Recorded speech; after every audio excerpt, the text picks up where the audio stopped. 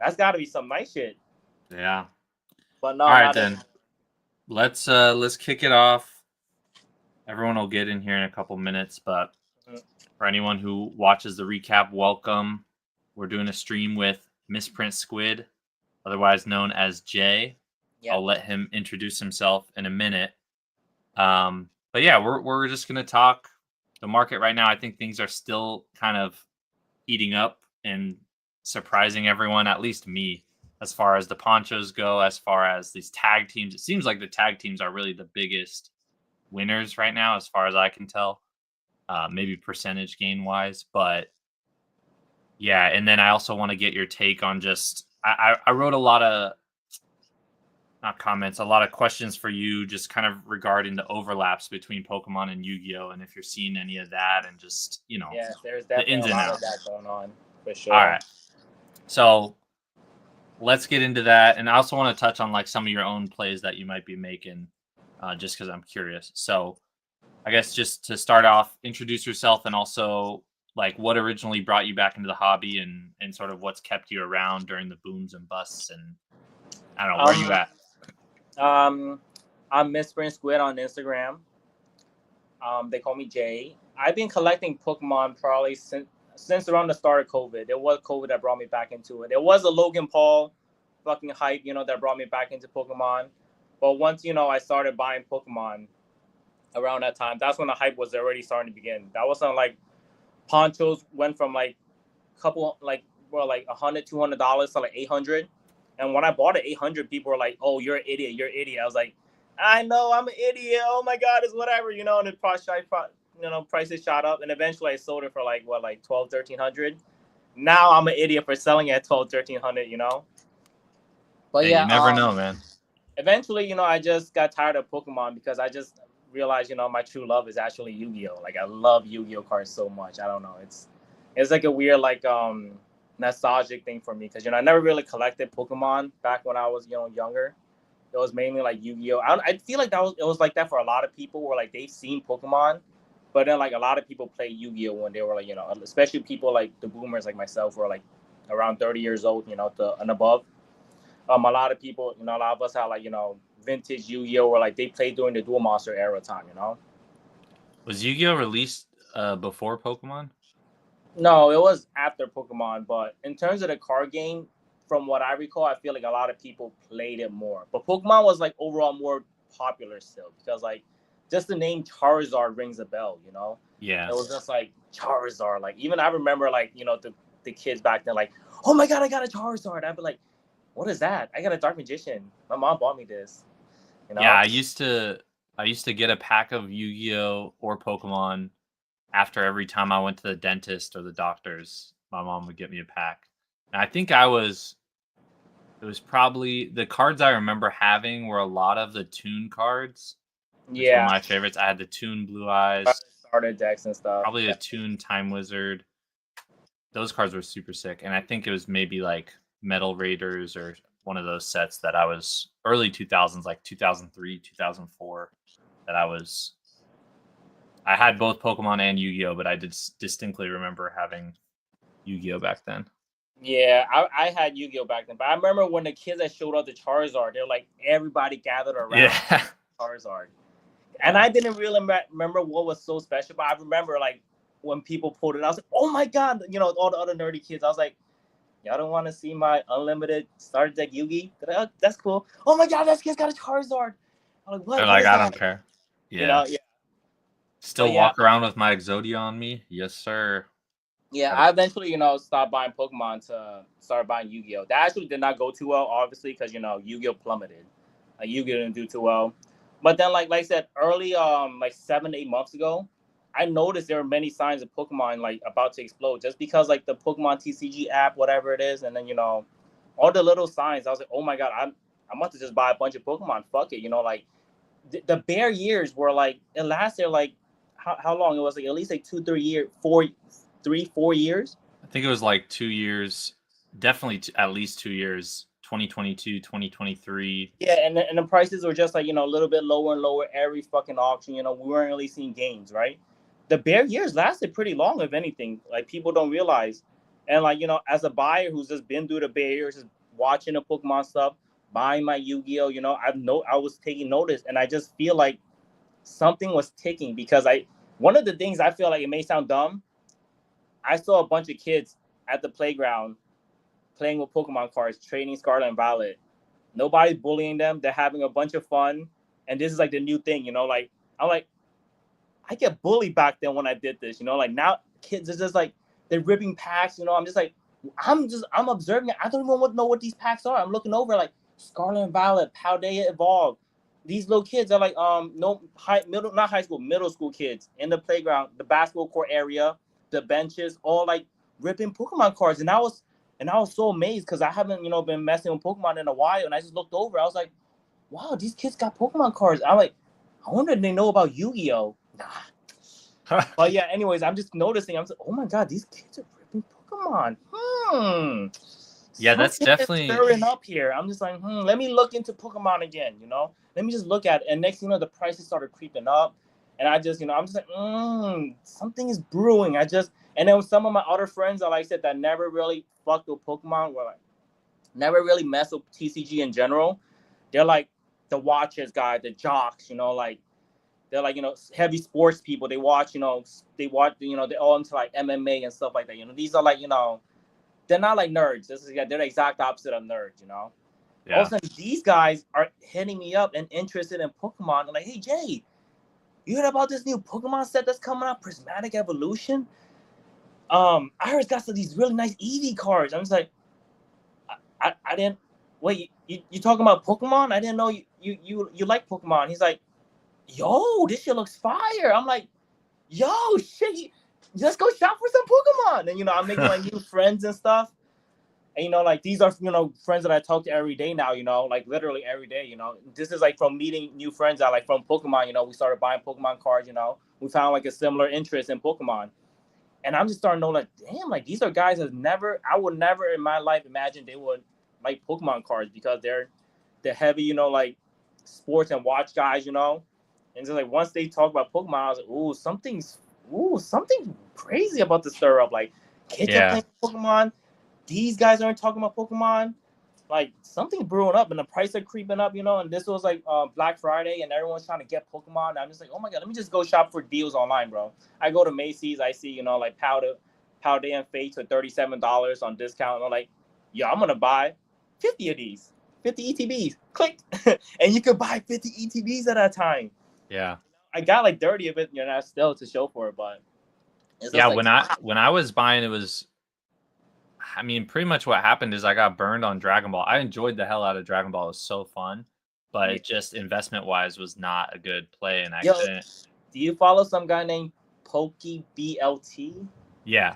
Dude, he's hilarious with the Dragon Ball Z comments. Yeah, and he was heavy in Dragon Ball 2 at the time. Like I know. He's someone who's been through the whole thing. He was in it before I was, so. And he talks like dead DC all the time. He's like, yeah, he does that. He does that because people genuinely get upset that he's like, this guy is like the reason why Dragon Ball's not doing well. It's like, no, bro. Shit, he's so funny. I love his page, bro. He's genuinely hilarious, and he doesn't like. He's as real as it gets. Like, he'll talk shit about it. He has the stuff himself, like he doesn't give a fuck. He's just a collector deep down in the day. Collect what you love, Yeah. So what's your feel on the market right now? Is there anything that's like surprising you? Or I mean, I know you felt like that's a good point, is that when you start seeing people that are interested in Pokemon that historically have not been, that could be a good sign to be like, ears perk up and just be like, all right, what's going on? But is there anything in the current market right now? How do you feel about it? Like, do you think it's kind of headed in the right direction? Is it chilling? Like, I love it. The people that's been through the bear market love this right now. The people that's bought stuff through the bear market and suffered through the bear market, when you buy something new and prices drop and you felt that, you're like, I just lost $300. Oh god, I just lost 50% in 6 months. But all the people who suffered that or felt that over the buying the bear market years are so happy right now because the items are finally appreciated. Like I turned like 70K worth of Pokemon to 70K worth of Yu-Gi-Oh, and it just started decreasing like fucking 5% every fucking week or two. I'm just like, oh God, please stop. Please don't let Exodia drop to 2K. Oh my God, like stuff like that. Like it just every day it just new lows. It hurts. But right now, as the market is ticking upwards, it just feels so good. Like especially for the people who's buying Pokemon throughout the lows. Like if you were buying Gold Star because you loved it, if you were buying ponchos because you loved it. I sold off my ponchos to people who really love the ponchos. But right now, with the market as crazy it is, I see them selling it, and I have no, like I don't feel any type of way. I Yeah. actually feel like, yo, that's a great move, bro. Like as a matter of fact, you should be selling these ponchos right now at fucking 10K a pop. Yeah. Like I don't feel any type of like I'm like negativity towards a homie. I'm actually so glad like that like he's actually thinking about selling it right now because the value is that. It's a lot Yeah. of money, man. Like, it's a lot of money, bro. 20, 30, 50K for the set, whatever it is. Yeah, and in my opinion, the odds are that you'll be able to buy them back cheaper. I could be wrong, Yeah. but like that gain, if someone bought them at 1,000 or 2,000 and they're worth 10,000, like you cannot ignore that Yep. price appreciation. I always say it's fine to take fucking profit. Even if this is like the new norm and prices stabilize, it's fine. You know what I mean? Because you have taken those profits and you could put it towards something else that's coming out newer or like, whatever that there's gonna be new sets every fucking week or every month for Pokemon. There's always And gonna be more opportunities, to buy into the newest, hottest product. Fucking what is it? Like there's so much new things that's coming out that has potential even that like if you sell the old stuff went up like 10, 20 times in value. It's fine to let go of it. I would this is me personally because I sold or traded partially I had a sealed Mario Pikachu box last year that when I sold it, it was worth 10K. And I paid strong for it. I paid like 9 like a year earlier. It had like not really moved like that much. Mm-hmm. But I rotated it so I could start doing the vending and stuff. And I think I've probably earned the difference back at this point with all I put in Scarlet and Violet. But I guess my point is like if everything this is me just talking to someone if they had ponchos. If everything you have is tied up in these ponchos, like the I just don't like being in the mindset that like I'm in on this so much or this is like all my capital tied up. I'm expecting it to keep going as opposed to like if you're actively involved every day, you really can make more moves like you said on stuff that's coming out or even things that are already out. You probably would have made more. But anyways, moral of the story is there are a lot of people who I get it. I get it if you're a collector or whatever and it's fun to see your stuff Yeah. appreciate. Just don't be sad when it does, come down Yes. a bit. I hate to I hate to say like I hate to be the group of people or even the people that say, oh, Poncho's gonna drop because everyone's kind of saying shit like that or like the long term collectors. All the OGs are all saying, oh, Ponchos are way overpriced, but it's like yes, it is, but it's like how are we gonna predict what happens next? Because this No, you market can't. is not predictable. That's what I'm No. trying to tell you. It's not predictable by anybody. Even the longest experts has been in the game forever cannot predict what's going to happen next, especially not the way it is. COVID, we could because we knew COVID was going to eventually end. People were eventually going to be able to go outside. The free money was eventually going to stop. And everyone knows once the free money stops, the government checks money's going to go down in value. And, the printing, the mass printing of money, whatever, like all that stuff, like it was bound to happen. You know what I mean? That's what everyone already predicted. If anything, that's what caused some of like the prices to drop. And because I feel like the collectors that knew about Pokemon didn't really exit the game. They kind of like I was a Pokemon collector. I collected. I didn't really exit the game. I started collecting some Yu-Gi-Oh. I'm still eyeing Pokemon. You know what I mean? I still Yeah. bought some like when 151 for Japanese came out, I bought a shit ton of it just because oh my god, 151, that's cool. That brought a lot of people back into the game. It's just I never really I never really left it in terms of like fully left it, because you're always keeping an eye on it. It's just like, oh my Yeah. god, maybe prices could be lower. Maybe prices could be lower because you see prices drop every day. Yeah, and just to go back to Connor's comment, I was not saying that I don't believe in ponchos. It was just like that's the example right now, I think, because it shows me one of those things where it's like people were saying they're amazing cards a year ago or whatever, but now because of this market, same thing with some of the vintage stuff where it's like again, you could have gotten those cards for 3K, a PSA 10, not even 6 to 8 months ago. And now that they're 10K, why? Like, I don't know who's buying them at 10K. That's what I don't know. If it's rich whales who can afford to lose it, I get it.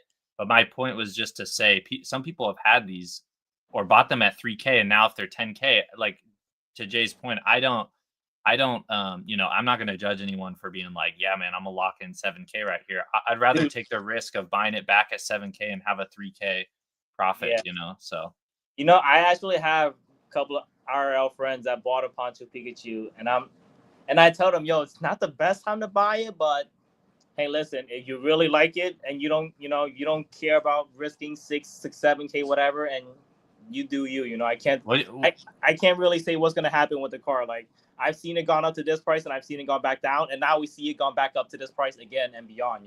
what'd you think of this, Jay Houston? Do you have any thoughts? Do you know who that is? Jay Houston. Yes, He's someone that got called out recently, apparently, for like shilling. I think. I think I remember that topic. Honestly, the ponchos are being showed crazy right now by their freaking Chinese people. Yeah. It happened before already. Like, this is not the first time it's happened. There's like, I joked about this as like, here's my joke. I was like, bro, because back then, let me tell you, I sold off all my ponchos, right, my boxes and everything, and then the Chinese people pumped the poncho boxes to fucking infinity price. And I was so sad because I was like, what the fuck, bro? Why didn't the Chinese people tell me? I'm their people. Like, why didn't I get a WeChat like message like, yo, guys, we're pumping ponchos. Don't sell nothing yet, Why I think didn't they tell me, man? same thing happened with the test prints and all those ones. Like, the exact same thing happened. I mean, those things came out of nowhere and were pumped to like 30K for some of those cards. Yeah, the test prints, I don't really have much to say about it because I don't understand like how that all that stuff happened. I just see a bunch of whales entering it, and which caused, I guess, other whales to also buy up that stuff because I don't know. Some of the whales, I guess, they just don't really. I mean, people were calling it their grails without even understanding what it was. I know. Like, I find it was that crazy. I Yeah, just it was was crazy. reading all these people that was buying them. I'm like, these are like grails. I'm like, how they don't know where, like, they just, oh my, I don't know. I don't got nothing to say about it because I don't got that kind of money. And like, I don't, I can't afford that kind of stuff to be spending millions on, TCG. So I can't really understand, their point of view on like how they spend their money. You get what I'm saying? This is like beyond me. So it's like, I can't really say for like a guy who has multi-millions and, they're buying a freaking $1 million fake test print card, like, I don't got nothing to say about that. That's like, whew, that's out of my ballpark, that's out of my ballpark. But the poncho shilling thing, it happened back then already before. And it's just like, damn. It's like, and the price on it dropped, again after all the shilling happened. When the ponchos dropped, it went from 10K back to 2K. So a lot of people had the opportunity buying them back at 2K again, but they figured the first shill was like, oh, it's not gonna happen again. But right now it's happening again. But here's a mix of the market exploding, the market going crazy and everything else, and then the shilling also happening. It's like a mix of. Yeah, and again, to a lot of these comments, I don't want to make it a big deal. I'm not trying to bring out any specific people. It's just I would say, there's a lot of these high-end cards that get shilled. Vintage gets shilled too, and modern gets shilled too. I guess my point was, it feels like the ponchos of all the categories is the one that's most commonly receiving that right now. And that could just be because who's holding them. But I mean, we saw the same thing with the waifus back then. Yeah, even ZNG made a comment about that, like, the ponchos are the least paid cards that get bidded up. So it's like, yeah, that's a really good point. He said that for a reason, it's like, just to warn people, like, be careful. Like, a lot of people are bidding it up with no intention to pay, and he's constantly banning these accounts, but he can't do nothing about it. I wish eBay was more transparent about that, because you really don't know if something doesn't get paid for. Sometimes on alt you can see if stuff gets relisted, and then obviously 130 point you can see best offer. But I wish they would tell you if something that didn't get paid for, but it probably doesn't benefit their platform to say like they're not doing. History thing is is so terrible. Like, it shows the wrong price sometimes. It shows like it doesn't even show the accepted price. I'm just like, yeah, how the fuck am I supposed to do market watch on this shit? Yeah. Another question I had is, so this is just general, but do you feel more confident in Pokemon or Yu-Gi-Oh heading into the end of the year, Q3, Q4, Oh, and I as guess the follow up is Yu-Gi-Oh modern investable like Pokemon has been like 2 to 3 oh, times since the oh, releases. oh hell no! Yu-Gi-Oh! Modern is ass. This is coming, but I don't collect it, so it's hard to, from a guy that's saying, oh, I don't touch modern Yu-Gi-Oh! And saying it's ass, but all the people that do collect it say it's ass too. That's the best part, because I know friends that collect modern Yu-Gi-Oh! And they're like, oh no, that's ass, bro. I'm like, oh, why? Because they keep coming out new rarities, the price drops. Modern Yu-Gi-Oh! Is like just they just haven't gotten it right. There's something with Pokemon that like Pokemon is doing that they gotten it right, where like the modern they people love the modern. It's just Pokemon It's did Pokemon didn't even do it on purpose. It's like it's not intentional. It just built it up to somehow. And Yu-Gi-Oh just couldn't do it. Their modern just could not. It could not get to the fucking collectors, bro. The collectors hate it so much.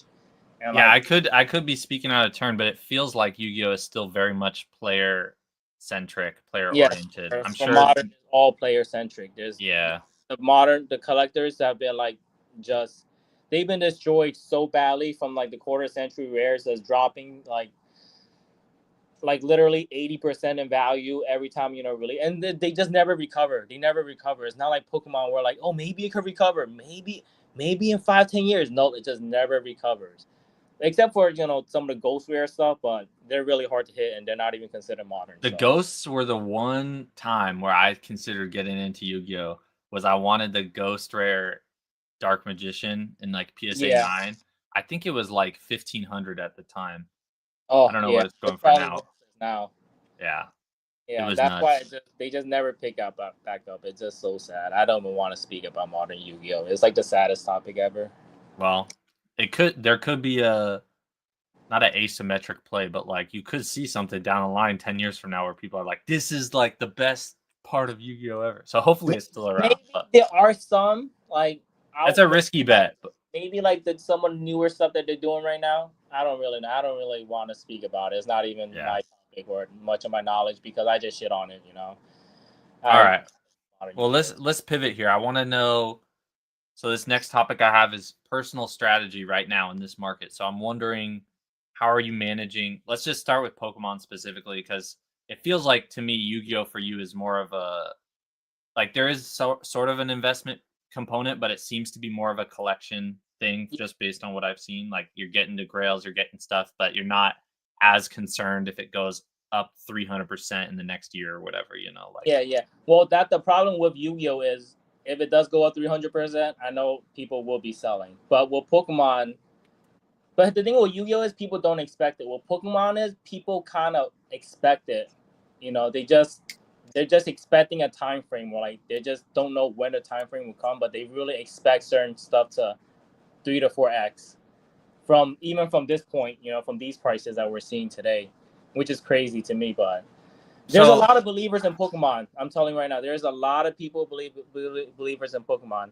Even in Yu-Gi-Oh, as much as there are believers, I feel like when it comes to Yu-Gi-Oh, the hands they're not diamond. It's not like Pokemon where the hands are just diamond like some of those. I'm a huge believer in it, but I'm also like someone who's again been through a couple TCGs, a couple well, maybe 1 or 2 cycles at this point to where I also am of the belief now that I need to be better at managing risk. Like just accumulating product to accumulate is not like a viable strategy for me unless I continuously injected more outside money. What I'm trying to do now is what I have is what I have. If I want more, I have to sell things and maneuver.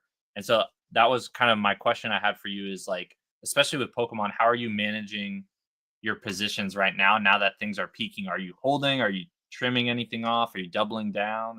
I do want to say I do want to say I very do plan on selling maybe another 50% of the more older modern stuff, not the ultra modern, as in like the last 2-3 sets. Yeah, Um, what's it? Destined Rivals. I believe in Destined Rivals very much. I think that's gonna be a long-term play. I don't. There's no way I'm gonna be able to profit off Destined Rivals. It just came out and it's still in right. shelf. So Destined Rivals is us. I put in 10,000 into Destined Rivals. I'm gonna hold my 6 cases and whatever ETBs I have. I'm gonna be holding on to those for a while. But some of the older stuff, like Scarlet and Violet, Stellar Crown where I got those at like $100 a booster box, and I have like 2 cases and then some loose box. I already started selling some off, and I do plan on getting rid of half of it, and leaving myself with maybe a case of each, or around there, Yeah. And I just want to say I do know a lot of people. I don't want to fear anyone into selling, but I do know a lot of people that have taken their profits and sold, especially some of the early Scarlet and Violet sets, like even Paldea Evolve at $350 a booster box right now, a case at $400 each. There's a lot of people that got it in at like, even right before this, at Black Friday, you were able to buy them at how much around Black Friday? Do you recall? It was like 150. 140, yeah, Yeah, something like that. for Paldea Evolve. So if you got it in around Black Friday, which I know some friends, whatever, if you got it in around Black Friday time, this is right before the pump. If you bought it in, or even before, it's a fine time to sell. Like, it's up like 250%. Yeah, $400. You're 2.5, 3x, right? Yeah. The 3x, what? 3, yeah, 150 to 400, yeah, almost 3x, 2.5. Yeah, that's crazy. And you sell on Protein, it's 5% fees. Like, it's really not that bad, and they get top dollars, by the way. Yeah, I'm sort of. Yeah, the reason I asked too is because I'm considering trimming some of my stuff. I'm going to vend the front row this weekend. I'm not gonna. A lot of the stuff that I trimmed away just kept going up in value. So I was like, it's like that. Frick. Again, for me, it's not even about the fact that I might miss out on more gains, because I probably will. I'm sort of getting myself in the mindset that, like, again, it's about managing risk, and there's the chance that it could go either way. When I see tag teams reach new all-time highs and then they double that in 2 weeks later, or even Scarlet Violet stuff where I'm like, bro, Paldea just hit 300 and then it hits 350 and 370.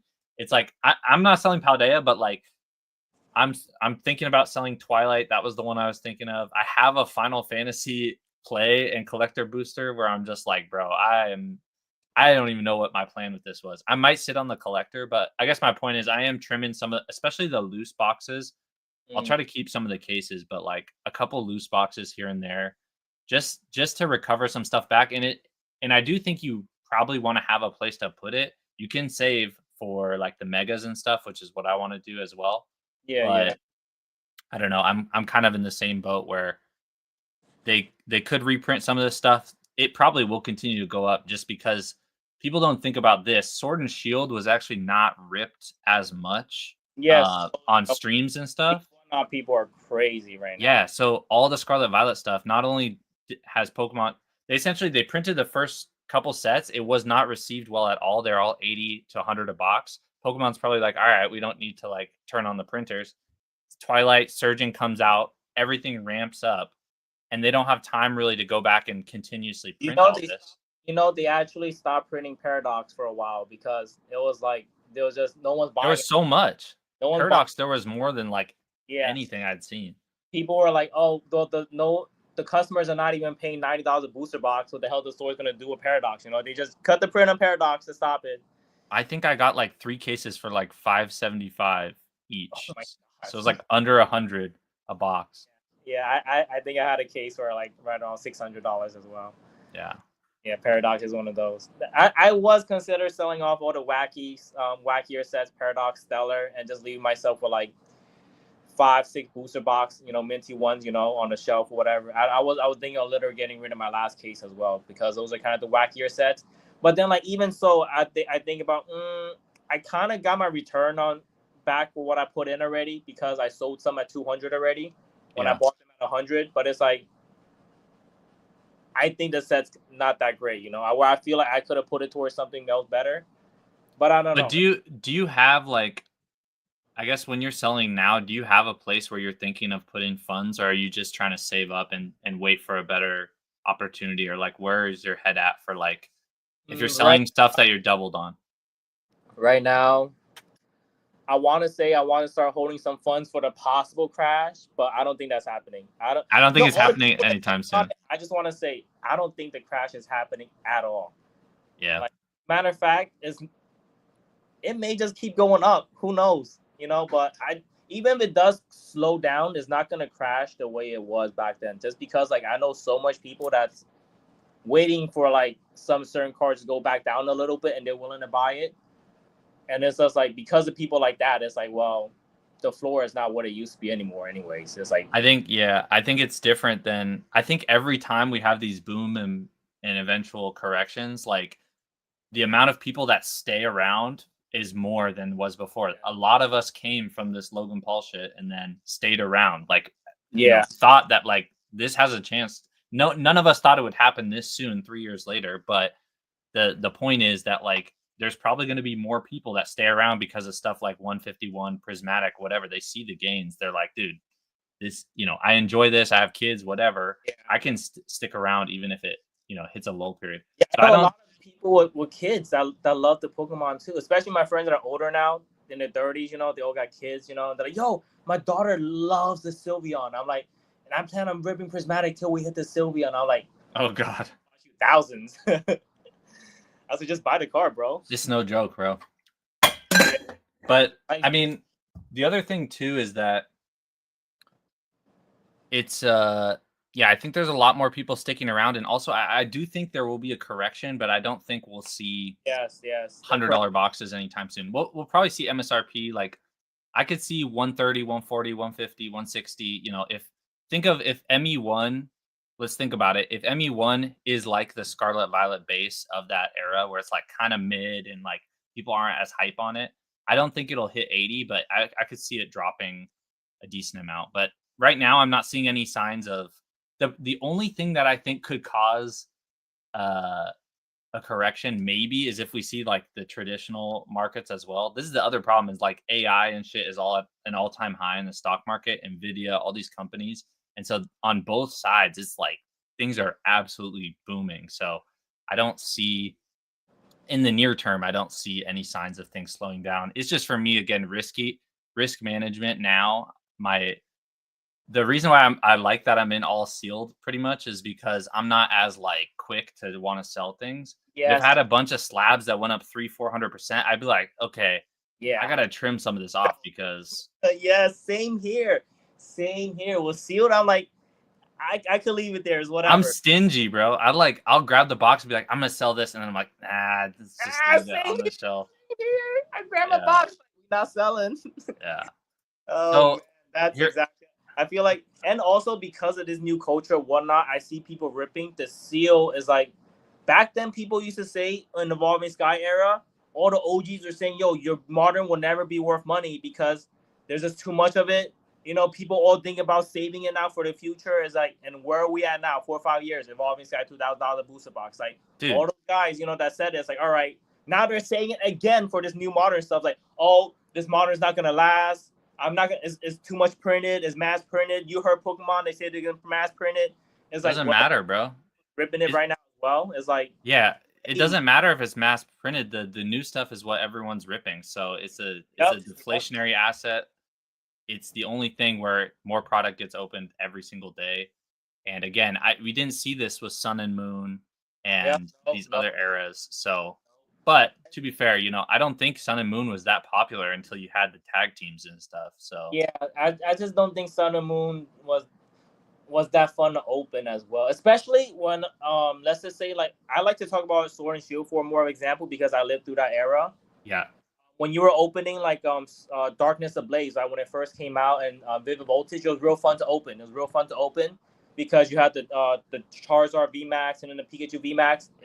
And the Pikachu VMAX Rainbow Chonkachu was worth like 3,000 as a PSA 10.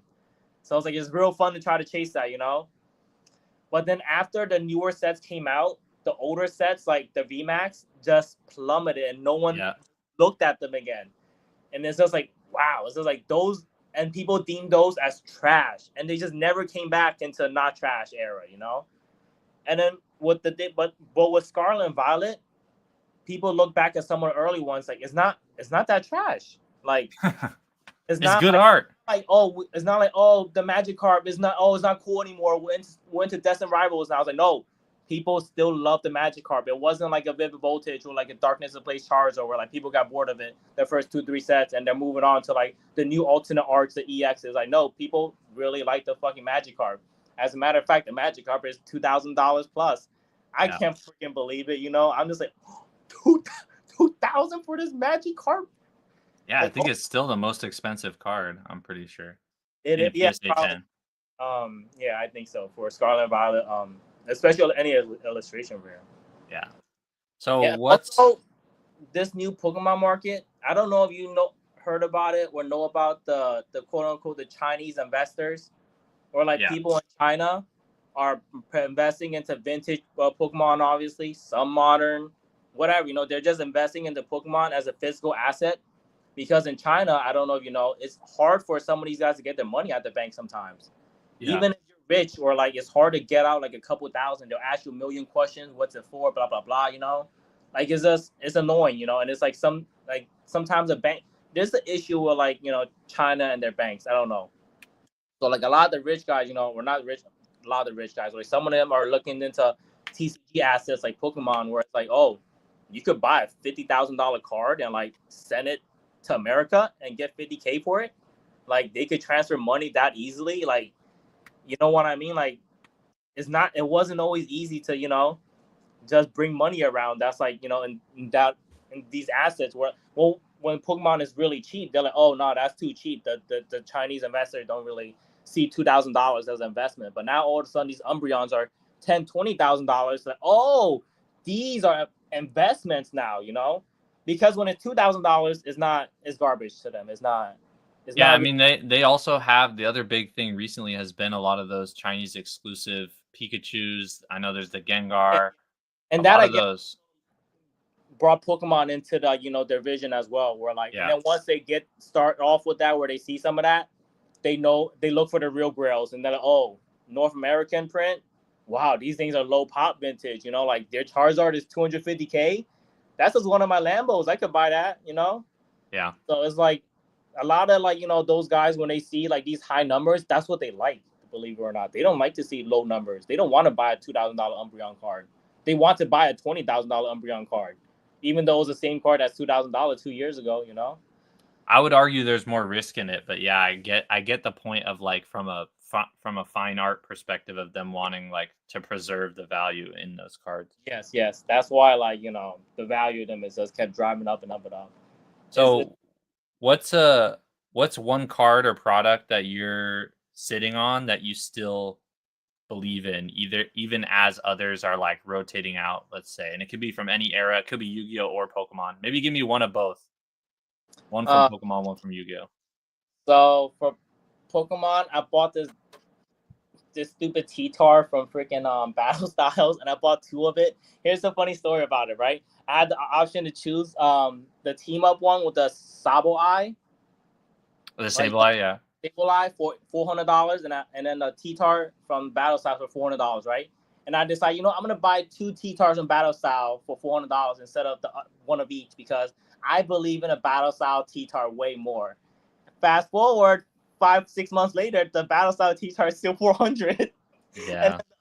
the other T-Tar is sitting at 1,000 now. I'm just like, But is that a card you still like believe in, like holding for a long term, or uh, is it yeah, like I'm holding it. It's whatever. A lot what's of like? Pokemon stuff. I'm just like, it's. I don't know what to put about it because I can't really like. I don't know why some of the things go up.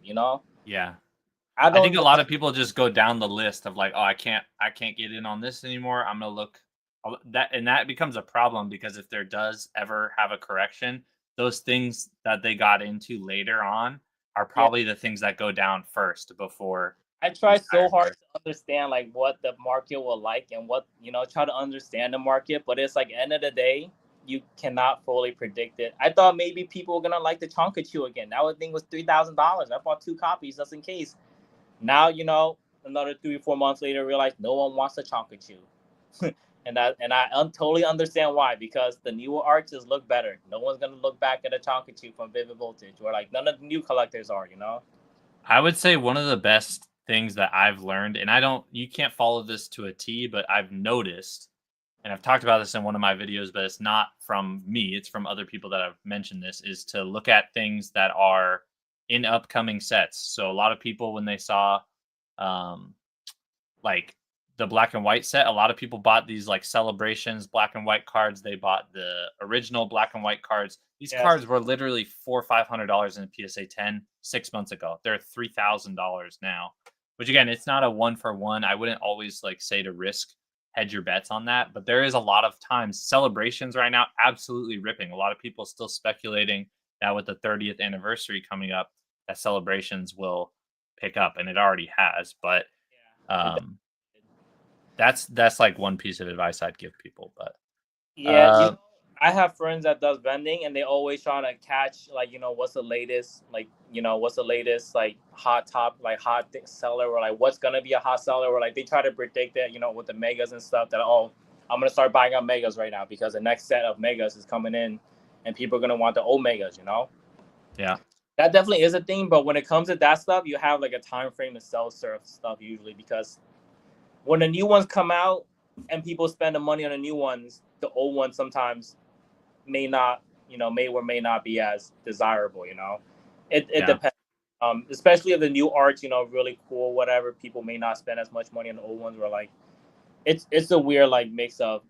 I just think there's a shocking like amount of things that people weren't a big fan of before, that when you move into a new era or a new set, like you realize actually how rare some of this stuff is, which again, I'm not someone who focuses on rarity, but I've called this play out, something I'm looking at right now, and it's a little bit convoluted, but some of those sun and moon rainbows, there's tag team rainbows and some of those regular GX rainbows. I mean, bro, I bought a couple of them that are like 200, 250 in a PSA 10, and they're less than 100 pop. And then I go and look like, so just again, to call out my most recent play, and this was pure speculation, but there's the Gengar Mimikyu Rainbow, which historically the Gengar, and it still is, the Gengar Mimikyu Altart is cheaper than the Latios Altart. But the Rainbow now is $1,300 for the Rainbow of the Gengar Mimikyu. And I look at the Latios Rainbow, I'm like, bro, how is the Altart so expensive, but the Rainbow is $450 in a PSA 10? I bought the only two on eBay I could find, $450 each. After tax, it was like close to $500. The most recent auction was $700 now for the Latios. So my point there was, how is it that the Altart is so expensive and the Rainbow is down here, but then the Gengar, the Altart is right here, and the Rainbow, is picked up? So it was a pure speculation play. But I guess my point is, there is opportunity, like, yes. And people just want to look at like what's hot, and they don't want to like really dig into it. But yeah, okay. Sorry, go ahead. The Steam Bird card. Yeah. Were you collecting it back then during like when Hidden Face was like 150 a booster box? I wasn't like collecting it, but like last year I had like 15 or 20 of them still sealed. Yeah, well, I remember like everyone ripping it back then. No one appreciated because we had so much of it. It was all over the place. It was like there was abundance of it. Nobody wanted it. But with this new era coming in, people are appreciating these unique art styles and the how like it's so different from other cards. It is definitely unique. And now that I look at it again in like a different lens, like as someone who haven't seen this card in a while, like, oh crap, it is really unique and different art style. And like, if we got something like that right now in a modern card, or like a modern promo, we'll be like, oh my god, this thing is fire. Like, we got Bulbasaur, Charmander, and the trio, and like a nice stained glass, art like that. We'll be like, oh my god, we're gonna go crazy for it. You know what? So it's like, now that I think about it, there's no other art style that's like stained glass, like that. And it's like, it is definitely unique. And the newer collectors right now don't see it as like something that was like all over the place a year ago. There aren't another stained glass, but I would argue there are a lot of promos, high pop promos right now that are really good looking, that I guarantee you 3-4 years from now, people are going to be saying the same exact thing. The ones I'm looking at, which I haven't made a play on, but I'm just in the future, if they get any cheaper, I might have to, is the EV from Prismatic, the promo from the ETBs. I think they're sitting at $6, $5 right now. That was like one of the most hyped promos. You have the Charmander from Obsidian Flames. I think the regular is still like $18. Well, it was slept on, and now I can't. I mean, $18 still not that bad to me. Like, if you can get it cheaper, like a little bit. But I guess my point is that like it's the, one of the main starters. I feel like that Charmander with the window became a meme too. Like that was a huge meme on the internet for a while. There's just little things like that. Snorlax from 151. Like these are all ones that I'm watching. I haven't made plays on, but like, dude, if something pop 25,000 can run up 300% in a year, I think anything is possible at this point. Yes. So my favorite, even though they're not considered cheap anymore, my favorite is actually the Greninja and Kingdra from Shrouded Fable. Oh yeah, dude, that's they already stabilized and went down, but all of a sudden the new hype, the new whatever is already started going up to 250 for a PSA 10. Those are some of the best promos I think they've released. Those two promos look so fucking sick. Like I said, if they were part of the set, they would be the best cards in the set. Like they will be worth so much. Shrouded would be like at least a mid-tier set. Like if that was the case. Just fire. Let's not talk about the Greninja. Even the Kingdra with the Great Wave art. Like, dude, that art style. Do you realize like the Great Wave, the art style when they had the Pokemon Center for the playmat, the Great Wave, like that shit sold out in seconds. And like anything Great Wave with the just like card sleeves, you know, the Great Wave, whatever, you know, those things sold out in seconds. People love that artwork. And can you imagine that in a Pokemon card? Which wait, is the Shrouded are those promos English exclusive? I think so. I don't remember seeing Japanese versions of them ever. Yeah, that's a good point. I'll double check that. Yes, I've asked around. I'm pretty sure it is. Are English exclusive because I've never seen the Japanese version of them, and which makes them even more crazy. I haven't either.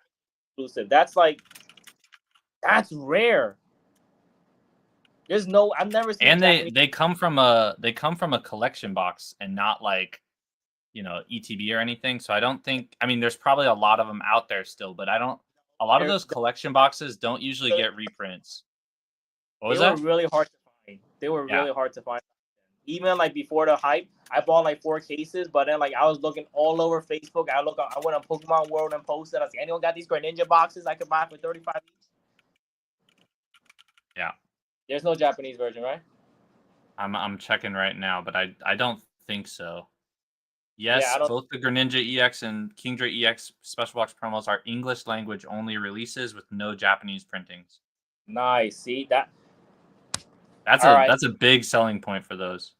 Listen, if those 2 cards start blowing up after this podcast,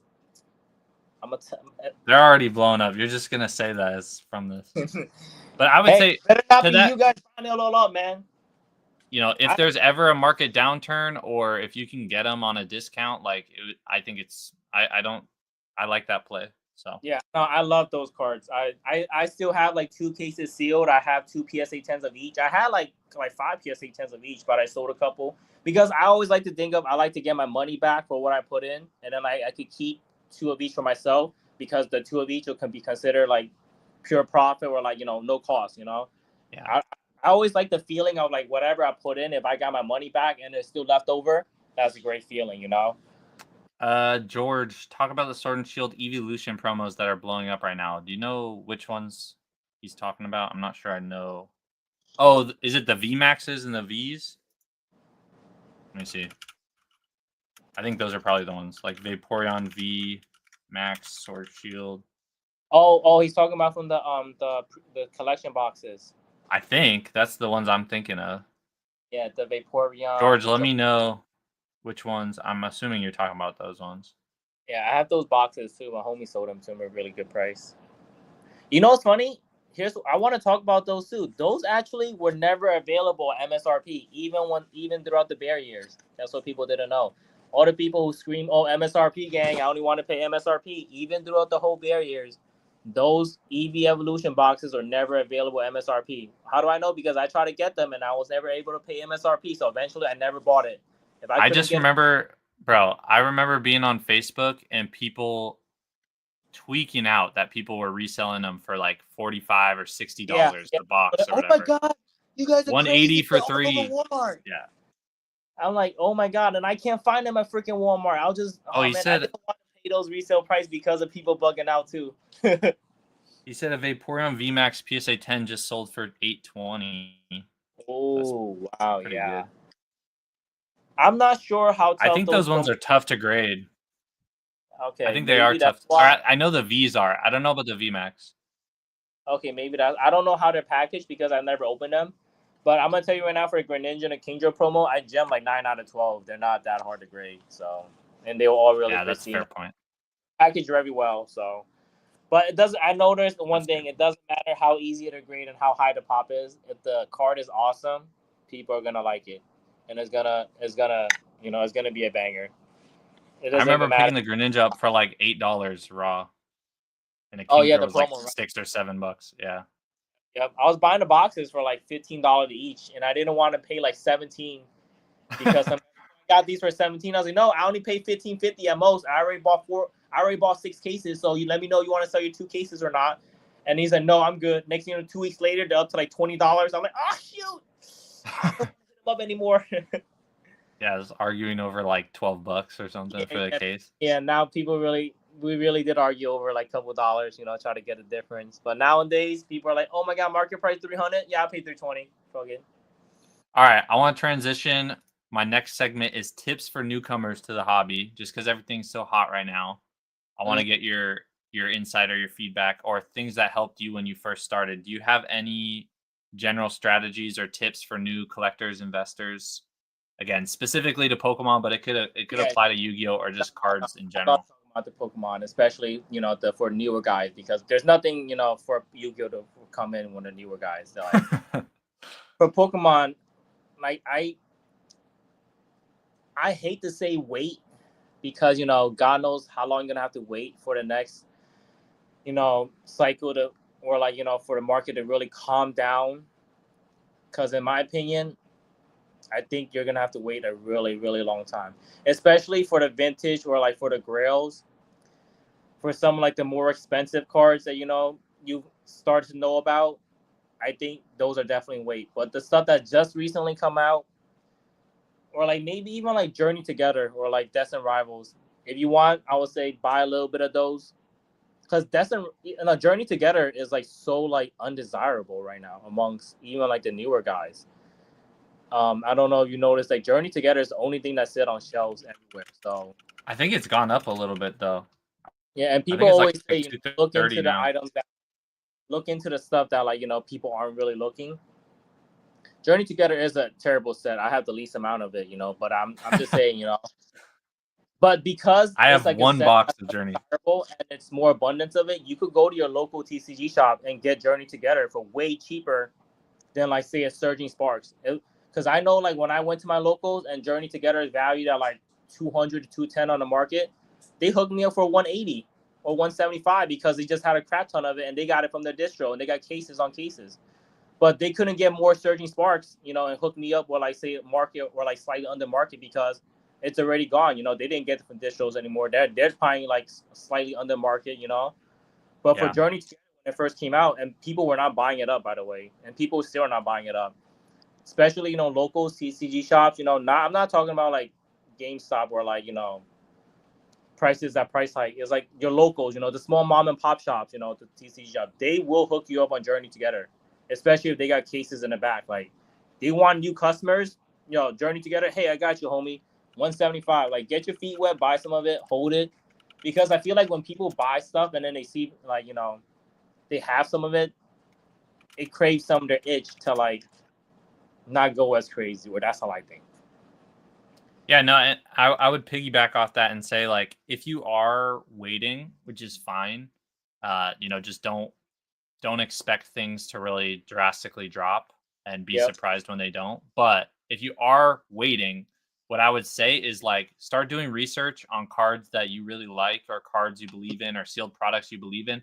And really, maybe check like once a week and just see the price movement. And if things get to a price that's like attractive to you, if things drop 10-15% and you're like, all right, that box was at 240, it's at 220 now, or a 220, 230 box, or like you said, you could get a box on discount from your LGS or something. Like I would start like building a strategy for like how you want to approach things from an investment standpoint. The same could be applied for collectors too. Like, especially at some of these shows too. I know a lot of people are overpriced, but you can still get stuff in bulk.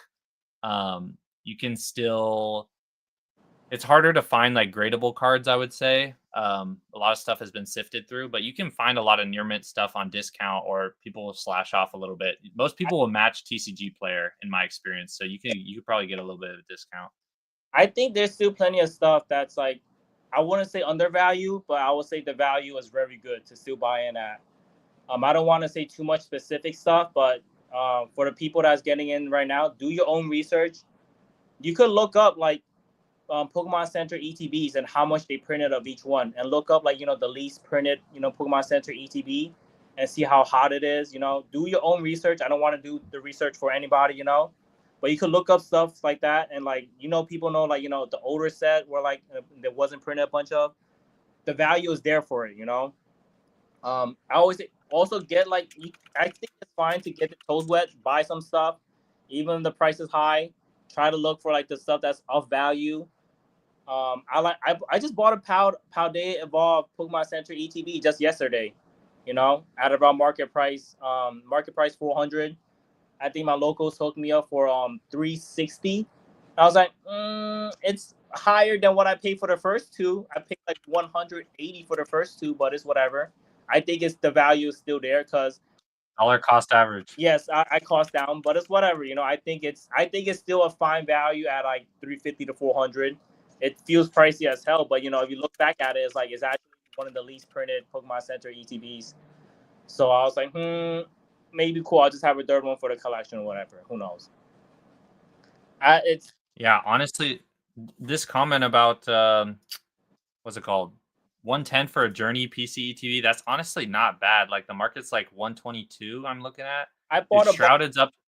I'll tell you right now, Journey Together PC ETBs, you could probably find a bunch of them for $100, even though market's 120. Especially you go to a car show, like, well, I mean, for the ones around New York, especially because the car shows are more competitive. I seen them for $100 like really often. Yeah. Maybe the price may have bumped up $5-10 now, but it's one of the more least desirable, the less desirable Pokemon Center ETBs. That's I think it has one of the best box arts of them, yeah, of the ones they've released. more abundance. One is more abundance and like not as desirable right now. Yeah. So buying it right now for 110, I think that's a fine move. I have like 10 of them myself, maybe 12, 13 of them, whatever.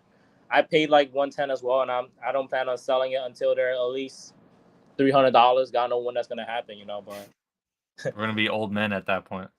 Shit, that would be fine with me. That's crazy. Prismatics are 100. Oh yeah, PC ETBs we were talking about. Not if you found Prismatic for 100 or PC ETB, that's a snap buy instantly.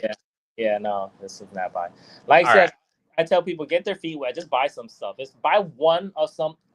They don't have to buy multiple. Buy multiple is like in this market is a little bit more risky. But if they just buy one of some stuff, Powder Ball, Pokemon Center ETB, whatever Pokemon Center ETBs, the ETBs are like the less of it. Like even Surging Sparks Pokemon Center ETB is not even that high in my opinion. It's at like what, like 170-ish. I bought like a crap ton of them at 120, and they were around 120 when it first came out. So it was like it didn't really went up as much as like the other stuff. There was nobody that's able to buy Pokemon Center ETBs of Surging Sparks at under $100.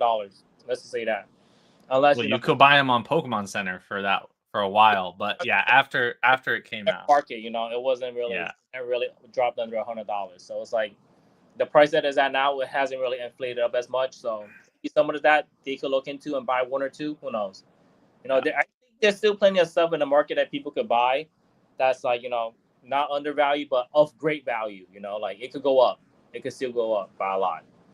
Yeah, and here's the thing: I got out of all my PC ETBs, but I like, if I was a new collector and I don't want to pay $250 for a booster box or $230, like I like the PC ETB play from the standpoint of they're most likely not getting reprints. I was just looking; Stellar Crown PC ETBs are down at 110 too, so like I don't mind that entry point. Yeah, like for a stamp promo too, like I don't mind those. But what is one common mistake that you see new collectors making today? Like a big mistake or like the most repetitive mistake you think? Honestly, they fall into part of the rip culture, which is, I get fun to rip, but it's like, it's a lot more money, saving to just buy the raws itself, and or have the card. That also Yeah, I would say people just like to. I mean, I guess it's fine buying into the hype right now because everything that hyped up did go up in value. But I know a lot of friends that that bought something because the price is at a new all-time high. That oh my god, this card is amazing. At $5,000. I was like, I yeah, it's I risky. guess so. You got the money for it. That Poncho Pikachu is awesome. I remembered it 1,000, so I'm a little bit scared to buy it right now. If you're okay with Yeah. if you're okay with it going back down, be my guest, buy whatever you want, but just don't buy it thinking things are just going to keep going up forever, or just acknowledge that there is equally the chance things could go down. But I I like that point you made about ripping. I would say, like, if you are going to rip, which the only time I participated in ripping ships was before it was like really a thing. It was back in 2021 when people were still doing it on Twitch. And Oh, it was Champions Pad, Darkness Ablaze, Vivid Voltage. There was no whatnot or anything, but my advice to people who are into ripping: completely separate your funds that are dedicated for ripping and your funds that are dedicated for, like, if you're wanting to build a position or a collection. Do not mix the two things. Do not rip thinking that you're going to make money, because it is very similar to gambling in the sense that you're more like the odds are stacked against you, especially for Pokemon. I feel like in Magic, you get better hits. Like in Magic, a lot of the commons and uncommons still go for like 10, 20, 30 cents, but in Pokemon it's like 1 cent, 2 cent, So also, I feel like a lot of people right now they're scared to buy like the slab that they want because prices are high. But I'm just like, well, I feel like the price is not really gonna drop like anytime. Especially like I would say, it's something that you like right now, and you like it, even if it's like ultra modern. I was just saying like the Bubble Mew as an example. I was like, yo, you like the Bubble Mew, just buy it at like 800 or whatever at that time, because I don't think the Bubble Mew is gonna drop to like back to where it was of like say 300-400. The base that I see Bubble Mew could go back down to like maybe $500-$600, $700. But with how hype it is right now, I was like, yo, if you want to buy like one of these modern grails, don't try to chase it and open up a bunch of fucking Paldean Fates. Just buy the fucking Bubble Mew. It's only $800. You're gonna spend $800 get you one case of freaking Paldean Fate bundles. Like you're not gonna hit the Bubble Mew in that one case. You got to be really lucky. Even if your chance of getting a PSA 10 is only 50-50. It's like, just buy the freaking Bubble Mew. If you really like, the card and want to spend on TCG, and because I know a lot of people just have the itch they want to spend on TCG, they want to rip, they want to like be part of the hobby. They want to like, they just want to like have fun. But I tell people, yo, it's fine to just buy the PSA 10 sometimes, especially if you've been watching the card. Like if it's a card that you wanted a lot, for a while, if you've been watching Bubble Mew, it went all the way from 200 to 1,000. Now it's back, and it went down to like $700. If you're watching and you bought at 700, awesome. Now it's back up to like 1,100 or 1,200, whatever it is. So I tell people, yo, it's fine to just buy the 10. Don't try to chase it. That's great. I have friends that try to chase some cards, and it's like, ugh. How much Destined Rivals you open, buddy? Yeah, open up a case. What did you hit? It's like, I hit the Needle King. It's like, oh, nice. How much is the Needle King? It's $100. I was like, oh god. It's like Cynthia's Garchomp and the Mewtwo. I was like, you could have just bought those two cards in the PSA 10. Or how much you spend on a case? How much is a case? 1,400. How much are the PSA 10s? It's like, it's high already right now, and it's like it's not even worth the case. Yeah. Yeah, I mean, it's a lot of like the high end of gambling that people are chasing right now as well. And I just tell them, listen, if you really want to be part of the hobby, buy a slab or two, buy a steel box or two. Don't go crazy, like just get your, buy a little bit of something and you'll be happy with it. You have something to show off. You don't, you're part of the community. Buy a Bubble Mew, buy, Evolving Sky, buy a Paldean, Face ETB and like, the Paldean Evolve booster box. Awesome. Now you got your toes wet. Now you watch the market. Market drops, buy more. Market goes up, cool, I got something that went up in value. You know, I have even friends that just collect like a few booster boxes, and when you see the price go up, they're like, "Oh shit, this is so cool, dude, Jay, that powder evolved booster box I bought with you like 3 months ago, bro. Yo, it's worth 400 now." I was like, "Yeah, bro, I told you to buy it. Isn't that cool?" They're like, "Yo, that's so cool, bro." I'm like, "Yeah, see, yeah, people like it. It's not like they have a bunch of it. It's like they're just happy that they're one or two."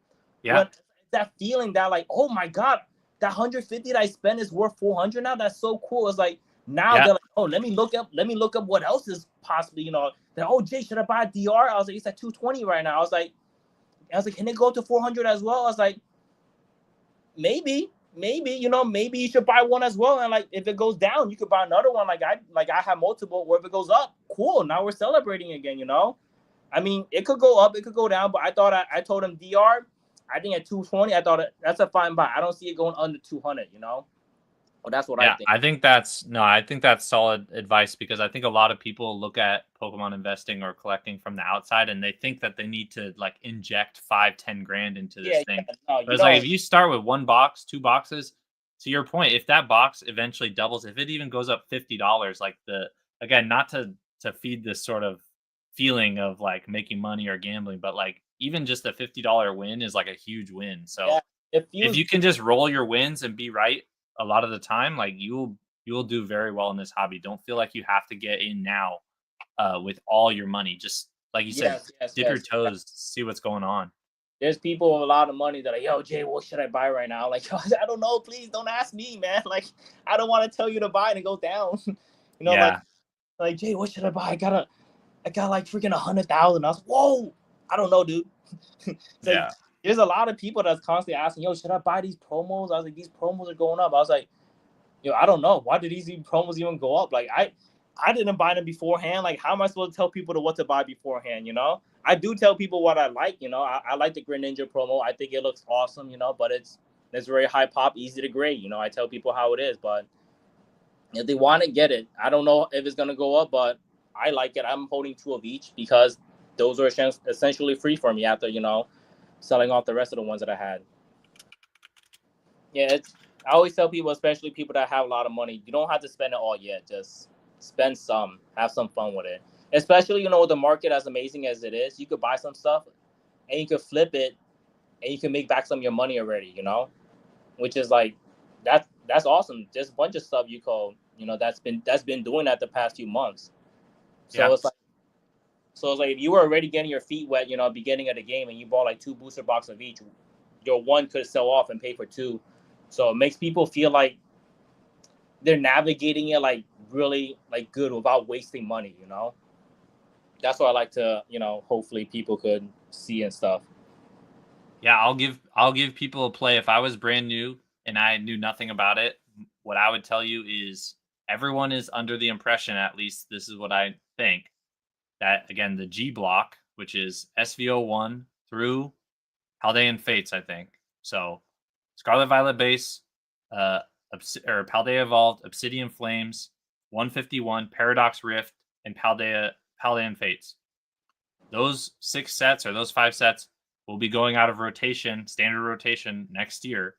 So if I was brand new to the hobby, a lot of those, especially a lot of the Scarlet Violet base, but a lot of these other sets too, the IRs are at, a lot of them hit all-time lows, pretty much, or not all-time lows, but like lows from the peak. And so now could be a good time if you're looking at sets that might not get as much of a reprint. Like even Paldea Evolved, like if you really wanted a box, it's not a bad idea to try to get one a little bit under. But I tell people to buy like, you know, these all-time market highs, but it's like you don't want to miss out on it and say if it ever does become like a Evolving Skies booster box of 1,000 plus or whatever. Yeah. If you bought one at 300, where's it at right now? 350, right? You can maybe get it from your local. 370. Oh, okay, cool. You can maybe get it from your locals, you know, no tax, 340, 330. It's like, it's not too bad to just buy one, because like, what's the worst case scenario? Like, what's the worst case scenario? Market, you know, plummet. Worst case is they reprint Paldea for some reason, which is very unlikely. But even if they do, it's not going to drop it below 200. You get what I'm saying? It's like is you're not gonna be really losing more than like $100 or like that's like the worst case scenario. You lose $100. Like so what? That's like I always tell people like, what's the worst case scenario with that box? Like you lose $100. I mean, dude, I'm still looking like even at Obsidian Flames, that Charizard's still sitting at $57. That Ninetales $15. Like, there's still a lot of plays where like you could start building either raw positions or try to do. I mean, those are hard ass cards to grade, but I just know that when those go out of rotation, people are going to be scrambling. I think if Pokemon doesn't reprint a lot of this stuff, Paradox Rift has Also, plenty those of deals cards are right a now. lot more expensive. Like I think like was it like a month or 2 or 3 ago or like, and then a lot of them has dropped heavily in value too recently. Yeah, Just I think a because lot of the IRs got pumped. Yeah. Okay. Let's see. I have a couple like rapid fire questions for you, and then I want to ask you a few Yu-Gi-Oh questions, and then we can wrap. And if anyone has any questions, leave them in the chat. Yeah, I saw this today. I didn't post this sale, but yeah, on Probstein, there's a Latios tag team breaking 8,000. Which here's the thing. Let me show you guys like how nuts this is. This is why like you should take profits when you feel like a little bit of pressure, upward pressure, because I want to share my screen and show you guys how nuts this is. So you're saying the Latios tag team, right? Look at this. So if we look at price charting, this is kind of when the boom, everyone thinks the boom started. October 2024, right? The PSA 10 is around $2,300 here, $2,400. Within less than a year, I mean, the average they have here at the end of July is 6,500, but that's probably the average. But let's just, even we say 7K, that's like a 3x increase in less than a year, in like 8-10 months. But if you look at it, like this chart doesn't even go back to when Team Up was released. Within the last 3 years, this card has not seen a 3x return. But in the last year, it's seen a 3x overall. So I'm just bringing that up to say, like, again, be careful if you're buying into some of this stuff, thinking that it's going to continue to go up. Or it's a great card. I can't say it's not a great card, but like, I just want to caution people when some of these cards are breaking all-time highs. Just be careful. If you are buying them, if you're selling them, you're the happiest person in the world. But yeah, if you had them before, you're the happiest person in the world. Yeah. Okay. Live Q&A, but also, so yeah, if anyone has any questions, drop them in the chat. But I'm gonna ask Jay a couple like rapid fire random ones. So, what do you think is the best card design, or yeah, best designed card that you've seen this year? Like, what do you mean? Like artwork wise, or I really like. This is a weird one. I really like the Powder Evolve Bascalular Evolution line. Oh, the Baxcalibur? Yeah, I don't know. The Komiya? You know, I heard like the kids love it. Like the kids love it because my friend does vending and he always tells me the kids are always interested in those cards. I'm like, huh? Do I have like a childish mind? Because I love that set. Yeah, those are some of the ones that pumped the most when the IRs went up. I waited for them to drop and then bought them, so I didn't pay. I paid around, each PSA 10 was around 150 ish average. So I don't know where they're at right now. I don't bother checking, but I just liked it for myself. They're probably not much lower than that, but yeah, I haven't checked recently. They may have gone back down a little bit, but I remember they were higher and I had to held off a little bit.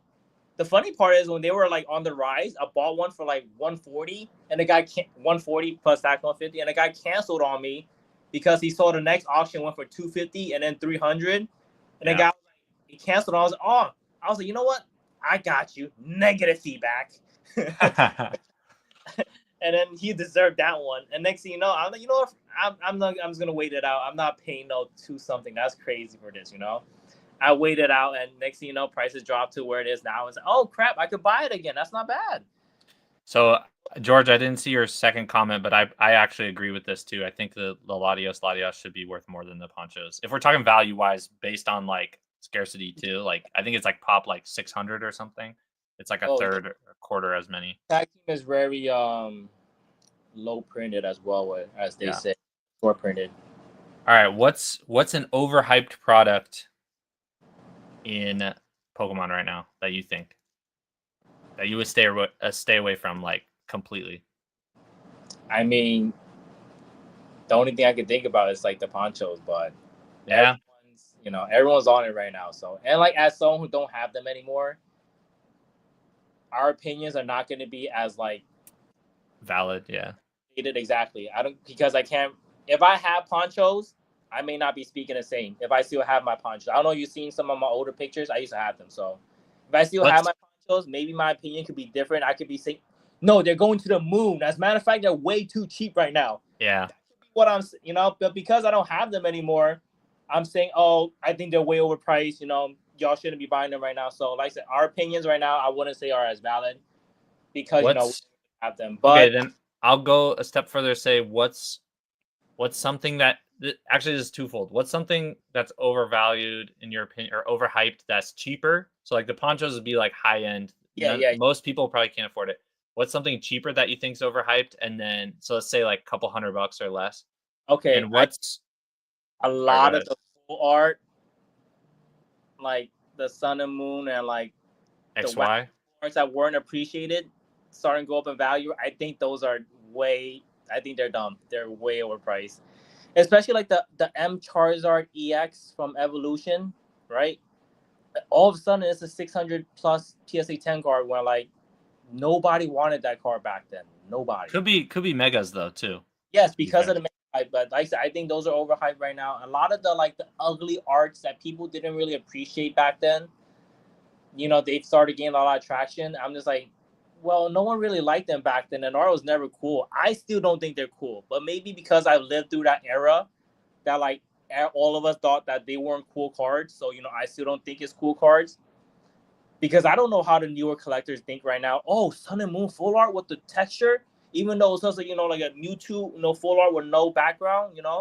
They might think it's really cool. I don't know, but I look at it, I'm just like, ugh, those used to be like $10 and no one was buying them. I don't want that. Like you remember, we remember them as like, That's how I feel about the regular yes, tag teams.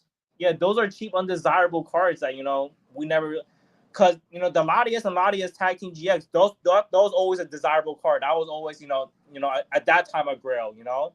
But like these other cards that were like not desired, it's like all of a sudden people are paying hundreds of thousands for them. I'm just like, I still don't like them.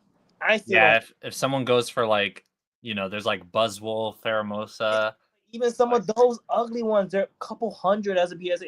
They're not $100. They're a couple hundred. yeah. I'm just like couple hundred. I don't want that. Give me a bubble meal, man. Frick that. Like like I always praise bubble meal even though I don't have any. But it's like I think I bubble don't meal. yeah, I don't have any either. I think that's probably hands down the best Yes, Scarlet I Violet artwork right think now. a modern stable forever. And this is coming from a guy who does not own a single PSA 10 bubble meal. By the way, I had one. I flipped it. I made $200. I'm fine with it. I I'm I gonna I'm gonna make it a goal to get a raw bubble meal this weekend. I have a raw bubble meal, and it's really clean. I'm just gonna wait for I got a 9 the first time. I don't know why. It's like one of the cleanest fucking cards I have. So I'm just like, I'm gonna. I know it's gonna eventually get a 10. I don't know how many tries it's gonna take. Hopefully it's just 2 tries. But Yeah. the other bubble meal I had and I flipped it, so I was like, whatever. I love the bubble meal, but it's like, yeah, it's kind of expensive. It's not cheap. Yeah. It's eight hundred No, it's dollars, not cheap. $1,000, whatever it is now. It's not cheap card. So What okay, so we said so ponchos would be the high end overhyped card you think. Low end hyped card would be kind of like these regular full arts or like less desirable. yes, What's those full arts that we never liked back then. Actually, as a matter of fact, I got some ready for grading right now because I just looked through my binder and I just looked at the price of some of the PSA 10s. I was like, these are 150. This is 300 as a PSA 10. I was so shocked because they've been sitting in my binder. I never graded them because they were worthless to sell as raw. They were worthless to grade. I just stuck them in a binder and I looked through some of because I needed some cards to grade to make a minimum 20 cards to grade. And I was like, let me look through some of my old XY binder, just junk that I put in there. And I look at these cards. I'm just like, 1 second. all right, we're gonna see it. It's just like stuff like this, and it's worth like over $200 at PSA 10. It's clean as hell, right? I'm just like, yo, I remember this being just dookie, like just Yeah, garbage. that was like a $50 PSA 10. Yes, exactly. These are stuff that you just couldn't even, you weren't worth breaking because I don't want a graded card is worth $50. What am I gonna make off this? But look how clean it is. You know, these are just. I have so much of these random stuff. Even this card is at least $100 now. I think as a PSA 10. I'm just like, oh my god. I'm like, these dirt cards are worth money now. I just could not believe it.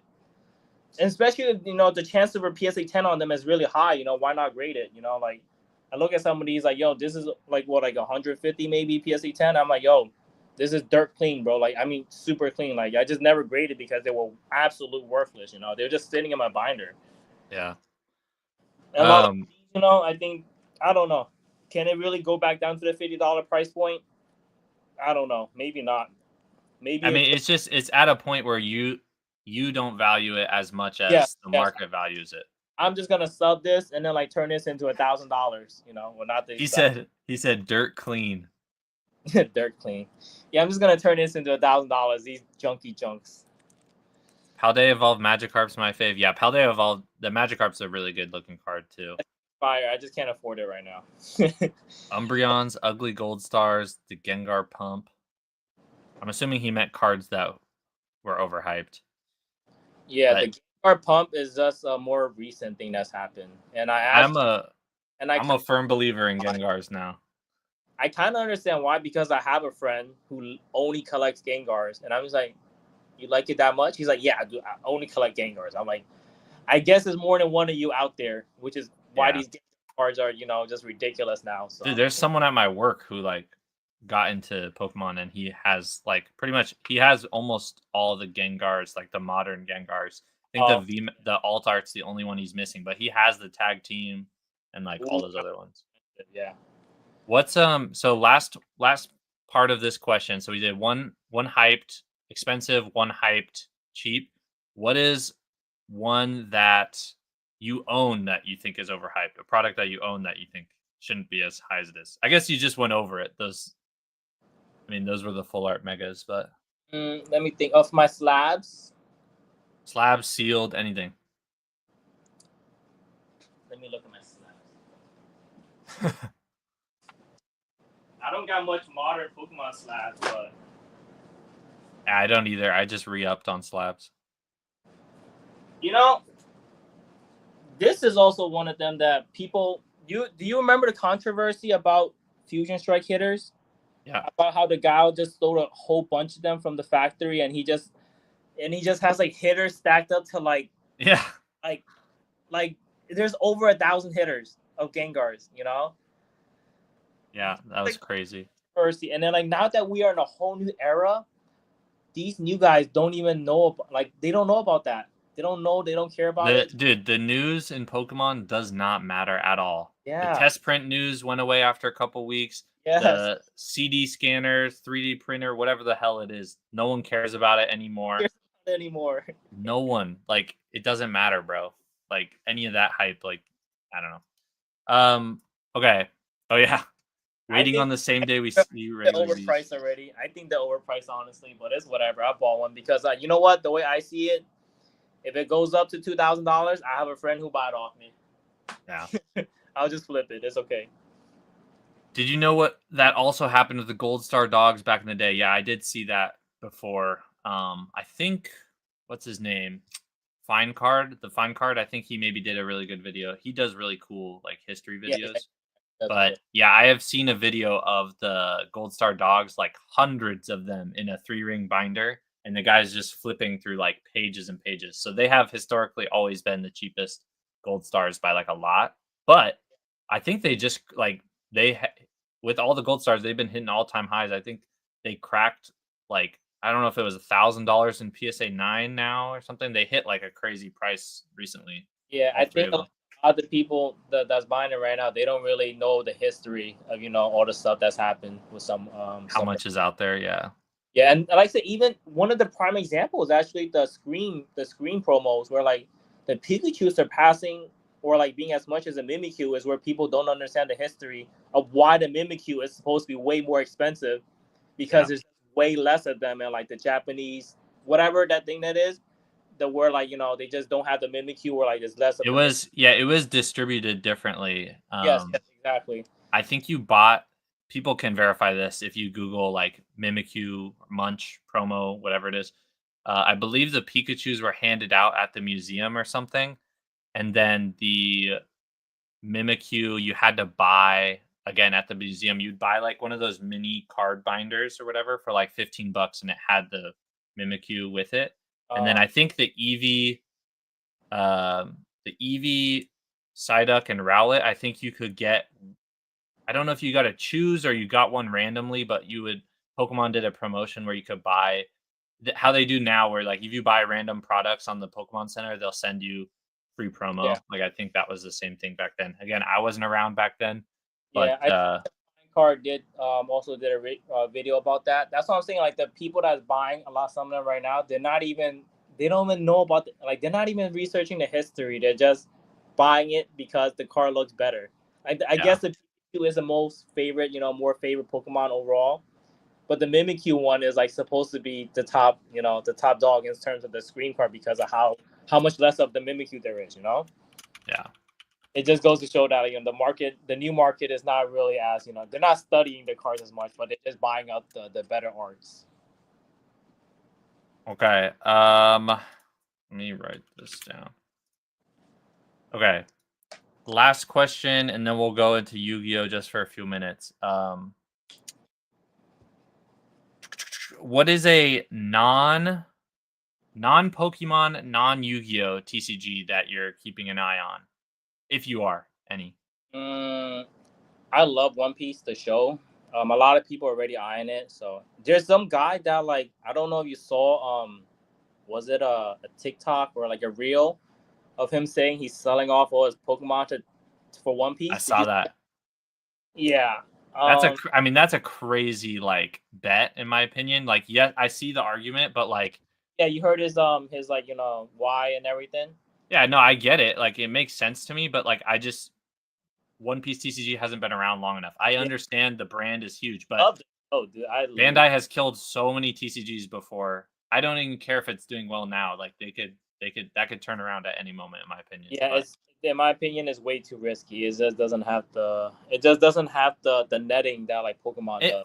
Here's the thing, like I don't mind what he was doing. It was just that the size of the I wasn't it like multiple 5 figures or something, wasn't it? Like it was a big position. Like it was like 50 grand or something. Like I think a lot of it wasn't Poncho, so I guess it is a good time. Again, yeah, it depends on his price point. If he's in on those cheap, I could, whatever, do what you want to do. But One Piece is the way to go, but I'm not here to tell someone how to invest their money. If he feel like One Piece is undervalued, then guess One Piece could be undervalued.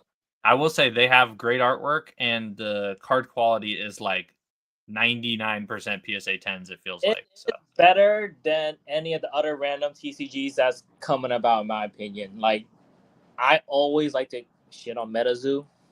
I don't know if anybody here collects MetaZoo. I'm sorry, but me in 2021. I'm not a fan of MetaZoo. I don't want to talk too badly of it, but I think it's ass. That's all I have to say. Yeah, I think it's washed at this point, in my opinion. It's just it made a splash. It's just not. Outside of Pokemon or Yu-Gi-Oh, at least be One Piece. Just don't go hard on MetaZoo. Yeah. All right, let's dive into. People can still drop questions in the chat, but I want to ask Jay a couple questions about Yu-Gi-Oh. Let's say like 15, 20 minutes, and then we'll call it. And a lot of these, I called this segment Yu-Gi-Oh crossover because a lot of it is still about Pokemon and Yu-Gi-Oh. But one of the questions was, is the market just as hot as Pokemon right now? You pretty much answered that, which is that seems like no. But is a lot of the vintage still, like, I know you've been posting a lot of sales for like PSA 9 and PSA 10 for DMGs, SDKs, all that stuff. A vintage Yu-Gi-Oh is almost at a weird space right now because a lot of the people still believe that it's undervalued, and the prices have started to climb up a lot. If anything, it's at a weird space. There's people that that there's always a doomers. There's a lot of doomers in Yu-Gi-Oh for some reason. I don't know why, but even the OG collectors, some of them are doomers. So we're in a weird space where there's plenty of new collectors coming into Yu-Gi-Oh. The prices are going up. But a lot of the Yu-Gi-Oh people believe that our price is gonna hold more firm than the Pokemon stuff. But I don't see how that's possible. They have like yeah, no but marketing, I feel like. yes, yeah, that's the weird thing. I'm just like, well, I think if the market goes down, it could all go down. But if anything, like I said, a lot of money is spilling over from the Pokemon side, and I've seen it, and people were calling it out like like not long time. People were already calling it like, yo, like once the Pokemon gets like way overinflated, where like modern Pokemon becomes $2,000 a card, and like Bubble Mew reaches $1,000 a Bubble Mew, these vintage Yu-Gi-Oh cards like Summon Skull, first edition starter deck Yu-Gi's, PSA 10 cannot be $2,000. They cannot be the price of a Bubble Mew as a PSA 10. That is crazy. Yeah. Imagine a freaking PSA 10 Exodia first edition, uh, drops to like $2,000, and then like Bubble Mew is 1,500. We're like, what in the world is going on? Because the trajectory that Yu-Gi-Oh was going at was like Exodia could reach $2,000, or so the But Doomers. I would counter that by saying I don't think it's good for Yu-Gi-Oh for it to only be growing because of spillover from Pokemon. Like Yes, yes, there's that got to be more like that the brand that Konami is doing, because I think the reason the Bubble Mew is $1,000 is because Pokemon has a TCG Pocket. It has all these hype new sets that like it's really marketing. Has new games coming out. It has I went to my first NBA game last fall and it was a Pokemon sponsored NBA game. Like they're doing big shit, but like I yeah. guess my point is I would want to see Yu-Gi-Oh start doing more like, because if they're just focused on the players, then maybe they're not. I'm sure they're doing Oh, marketing, but like, you know what I'm saying? from what I noticed, the Yu-Gi-Oh market, and I'm talking about vintage especially specifically because there is no market for modern. I see. Specifically for Yu-Gi-Oh, and a lot of people always say we have the most amount of collectors. Like people buy Yu-Gi-Oh just for collecting. The amount of people that just buy Yu-Gi-Oh only for collecting is like, when it comes to vintage Yu-Gi-Oh, is like way greater when it comes to like the Pokemon side. The That's Pokemon fair. is a lot of investors. There's a lot of this and that. But the Pokemon IPO is just like infinite times bigger. But Yu-Gi-Oh has this weird amount of collectors that like, once people get some of their cards, they don't plan to sell, or like they don't like, especially some of the weird like some of the more niche collectors. Like when they get their card, they really don't want to sell. Well, here's the thing: if prices become like 2, 3, 5x, what they paid, it's that's a different story. But if they pay like $1,000 for a card and it goes to like $2,000, they're not going to be as like, mm, I don't I they're gonna be like more reluctant to sell it than a Pokemon card has reached like say 2, 3x, because you could find it more as easily. Yu-Gi-Oh pop is so low, by the way, especially for vintage. A lot of the because you don't really hear as much Yu-Gi-Oh talk. A lot of the people, especially in Yu-Gi-Oh, believe that our upturn are like could explode, just like the 2021 explosion for Yu-Gi-Oh. It just happened so quick. We're like $1,000 cards turn to 10,000 because our pop is so low. You just can't find a Summon Skull PSA 10. Like, even I get it, you can't really find a Gold Star PSA 10 as well, available on eBay any day of the week. But it's like some of our low pop stuff that's like much cheaper. I'm talking about like these $2,000 cards. You just can't find them. They're vintage. Yeah. You just can't find them for sale. There's no listed on eBay. So when one auction does appear, the last sale could be 2,000, but the next sale could be 3,000, 5,000, and it could really upturn quicker than like people expect. That is kind of what's happening right now with some of the vintage, because especially I don't know if you noticed, but wavy LOB prices literally more than double since like maybe half a year, maybe triple for some cards, which is crazy in Yu-Gi-Oh, especially like a wavy Exodia set. That shit was like just half a year ago. People were selling wavy limbs for like 1,500 to 2,000. Right now, you cannot find a single limb on eBay at all wavy. And if someone is selling one, the most recent one, a left leg sold for $9,000. And the OG Yu-Gi-Oh collectors are like, that's crazy. That sale's not real. That's no way. They refuse to believe that because Someone would pay that. they remember the price as $2,000 to $3,000 at most for a left leg, wavy, and they're like, no way, this $9,000 sale is real. But That's ZNG is like, oh, okay. Wait, you gotta educate me, because I always hear wavy, glossy, whatever on Yu-Gi-Oh.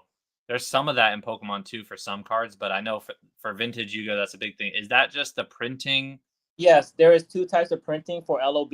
There's glossy and wavy. Wavy cards, I would say there's one third, one fourth to one third the ratio of glossy. So there's a lot less wavy. So even if one a card that says like pop 50 as a PSA 10, there's probably only 10 wavy ones in the whole world. And like there's a couple of collectors, who has them and they're not looking to sell. So a lot of times, you gotta hit up the collectors that that may be willing to sell it. That's why I get up a lot of DMs sometimes. Hey, you want to sell that? I'm like, no. They All right, can't find it on eBay. They can't find it anywhere. It's like, I'm like, no, I'm not selling mine. I'm sorry. Yeah. But it's We hard got to find cards. we got to clear this up because now we're getting a lot of questions. So, doesn't everything in Yu-Gi-Oh get reprinted? And then someone says, Connor, the original prints are different than any new prints. So Yeah. they have different card numbers, right? No, the card stock itself is night and day. It's like, because Pokemon, like the card. Well, you can't. Just like how a first edition Charizard card stock, the redness, the hollow, how it shines, is totally different from like an evolution Charizard, where like Right. the card stock don't feel the same. It's like totally not. You could see like when you look at a vintage LOB card, the shine of the glossiness or the waviness, with the card just like the way it's like it just looks like it's been through water damage. It's like it looks damaged, but it's how the card stock is. And while the newer stuff is like really like it's flat, it's shinier, or like the stars are shiny, whatever. It doesn't appeal the same. They have different hollows sometimes too. It's not like the same.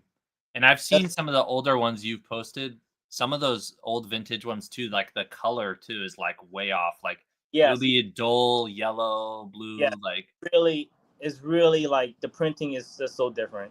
Yeah, but just to clarify, this one, new ones are 25th anniversary. I mean, it's similar to Magic. Like they reprint like Black Lotus however many times. They did the 30th anniversary Magic. Pokemon still does it with evolutions, base 2, TCG Classic, celebrations.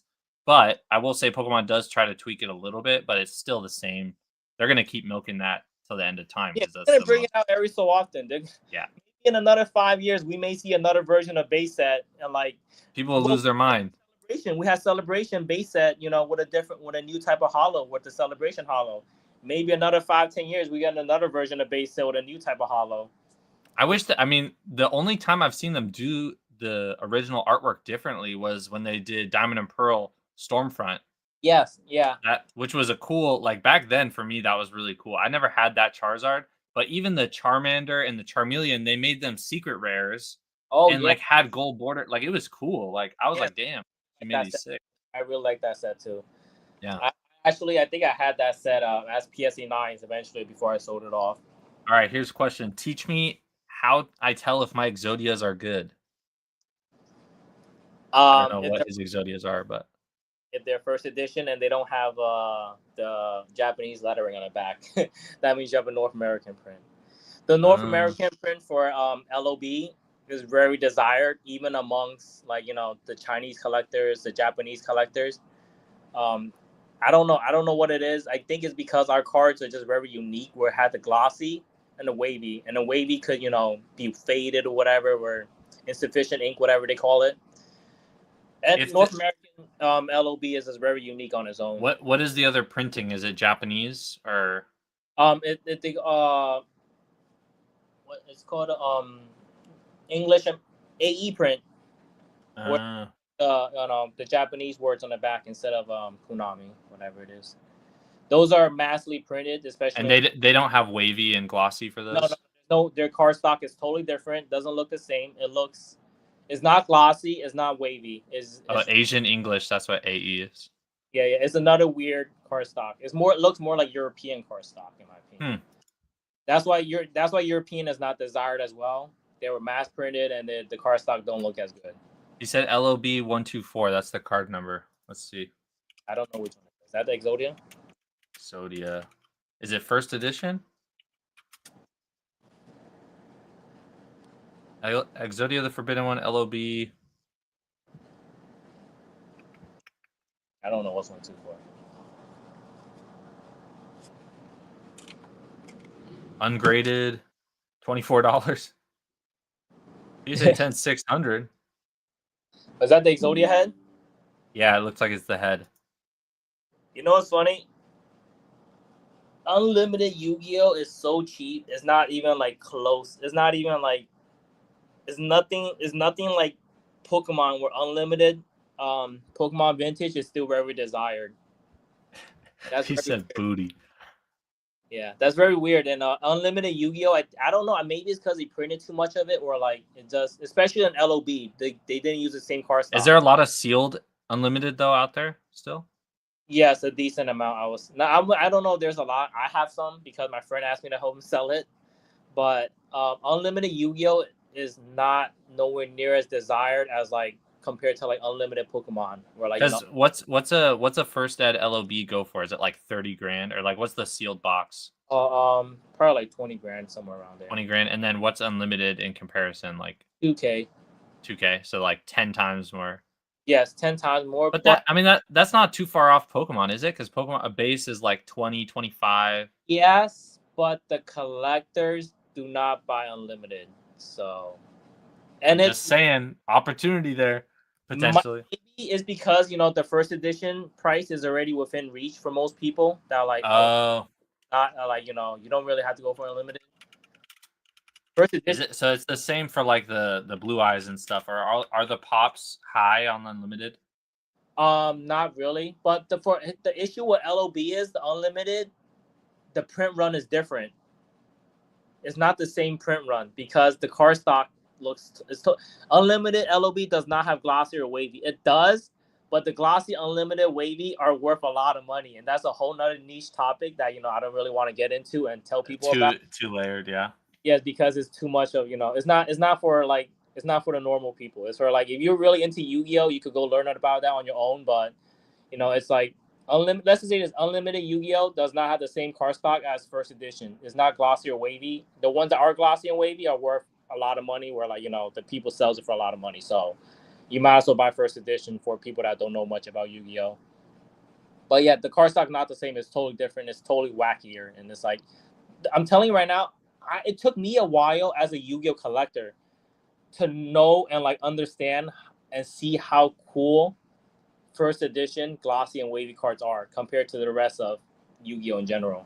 I mean, when you get into any card game, it is cool. Like that is cool because it's almost like an error sometimes, and a lot of people collect errors, and it's cool to have something that's like much harder to find and it's still iconic if it's Yeah, it's just blue eyes. yeah, it's just very unique, to have like different variants like that. Yeah, right now, I think a lot of the Yu-Gi-Oh people are actually still buying, versus like a lot of the Yu-Gi-Oh people are still encouraging older Yu-Gi-Oh people to buy. Versus I noticed in Pokemon, the OGs are not encouraging other people to buy anymore because they think the market has reached its peak and like it's time to sell and capitalize. I hear this from a lot of people, even some of the people that I followed a long time on Instagram. I don't want to scare anybody. I follow a lot of time on Instagram. I know some of the people, and they've sold off a lot of their vintage cards for Pokemon because they believe that now is the time to sell, and like there will be buying opportunities again later on.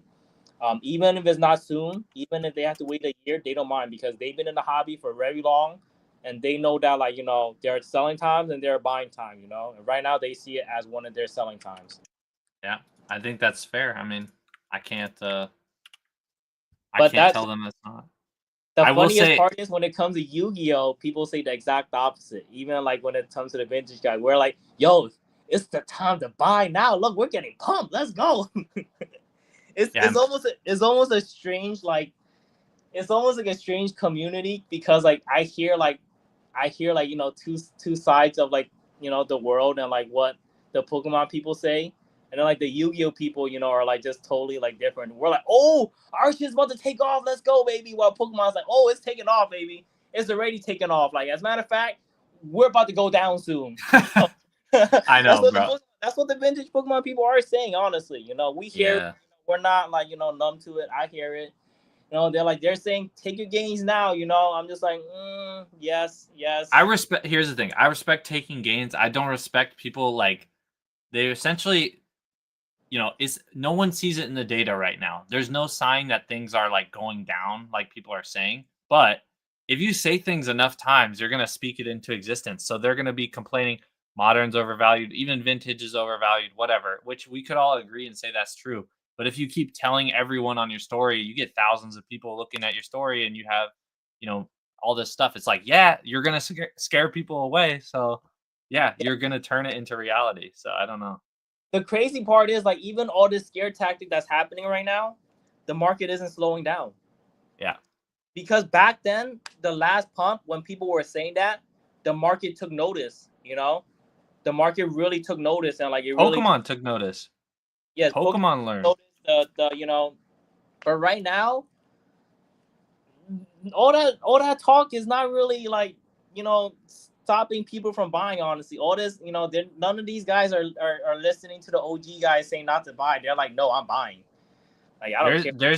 Dude, Pokemon is just like, it's taken over so many verticals. Like, you have Pocket, you have the rip and ships. Like, there's not other card games that are getting rip and shipped as much as Pokemon is. Oh yeah. The card shows, like when I first started going to card shows just a year ago in July, it was like maybe 40% Pokemon, 60% sports. By the beginning of the year, it was like 70% Pokemon, or you had sports people putting out Pokemon too, or completely switching over because it was like it took over. Like it literally leached into like other people, other industry of like card shows and stuff. So it's crazy. Yeah, like I said, this pump is nothing like we've ever seen it back then because even the sport guys joined us on Pokemon. It's just specifically Pokemon because back then it wasn't just specifically Pokemon.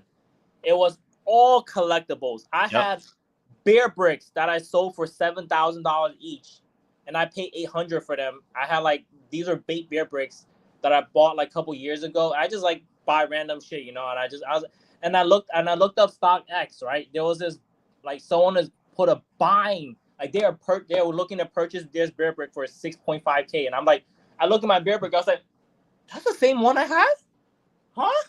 I just looked back, I was like, oh my god, it's the same one. I sold it right away. And the funniest part is the moment I sold, that became market price, and then someone else on Facebook hit me up for the other one that I have. And I was like, oh my god, I have another one, dude. Do you want to pay 6.5 for this? He's like, yes, I do. I'm like, yo, come pick it up. What are those bear bricks at now? I think they went back down to like 2,000, maybe 1,500 to 2,000. But it's like, yeah, at that time, all collectibles exploded, But this new market that we're in is mainly Pokemon, and Pokemon money spilling into other TCGs. Magic and the Final Fantasy thing has its own, unique type of collectors, but the Pokemon money is also spilling into like these other TCGs, like the Bath and Blood thing, whatever, Fresh and Blood. Obviously, a lot of people are some of the Yu-Gi-Oh people, by the way, were complaining that like Pokemon people coming into the Yu-Gi-Oh hobby, buying up our freaking cards and driving up the price, and now I can't even complete my Exodia set. Now I can't complete my LOB set because this freaking new guy Moses just paid 7K for a first edition, LOB Red Eyes. He's an idiot. That thing was 5K just 6 months ago. Why would you pay 7K? It's like there's Yu-Gi-Oh people getting mad over it, and it's all from the Pokemon people spilling over. And it's like, oh my god, look at this guy. He had all Pokemon stuff. He made a shit ton of his Pokemon. Now he's trying to buy out the Yu-Gi-Oh. What an idiot. He's overpaying for our Yu-Gi-Oh. I paid half the price what he paid. I'm like, well, guess what? His Pokemon need 10 times his value on his Pokemon, so he don't give a frick. I think that point you brought up is such an important distinction, though. Is like the first boom, Logan Paul, whatever. It felt like it was every collectible. Gary V too. Like at the time, it was like garage sales, comic books, video games, everything, Pokemon, Yu-Gi-Oh, sports. But now, to your point, yeah, this one is like 90% Pokemon, and or I'd say like 70% Pokemon, 20% Magic, and then 10% everything else. But it's a lot of Magic now. Final Fantasy probably pushed that up to like 30-40%. Like, matter of fact, the Pokemon people absorbed all the sports guys. Like they just absorb them into their atmosphere and be like, we don't want sports cards anymore. Oh, also, you know what else? You know what other market got absorbed by the Pokemon? Labubu. No. Labubu has their own market. You know what other market died out, but then Pokemon took over in their place? Think about it. Sneakers. Oh yeah. If you know about the sneaker game, people that were paying money for hype sneakers, the sneaker people all fell into Pokemon because Pokemon makes them more money. Pokemon's more hype. better to talk about. All the sneaker cons, they're doing. And it meshed well with them because now I feel like there's way more people using bots and stuff.